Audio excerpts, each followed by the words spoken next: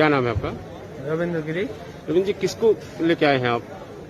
राकेश श्रीवास्तव हमारे मित्र बनारस के हैं। उनकी पत्नी का आज देहांत हो गया था। उनको लेकर के हम लोग बनारस के हरिश्चंद्र घाट पे दाह संस्कार के लिए आए हुए थे। क्या मंजर दिख रहा है यहाँ पे? किस तरह की भीड़ है? बहुत ही भयावह मंजर है। जिंदगी में हम लोगों ने इतनी भयावह स्थिति नहीं देखी थी। आज जो है डेड बॉडी गिनते गिनते हम लोग थक गए हैं। समझिए वो स्थितियां है। 5 घंटे 6 घंटे से हम लोग घाट पे इंतजार करना पड़ा डेड बॉडी जलाने के लिए। पूरा ऊपर से नीचे सब जगह, कहीं भी जगह नहीं, लकड़ी का अभाव हो गया घाट पे। ये स्थितियां हैं।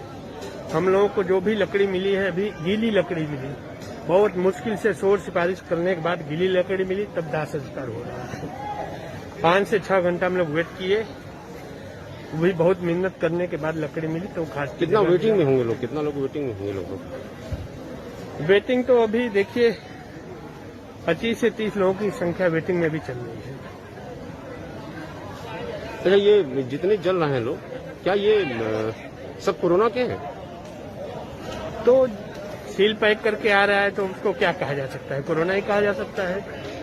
जो सील पैक बॉडी आ रही है कोरोना ही कहा जा सकता है ना, और क्या कर सकते हैं हम लोग उसको?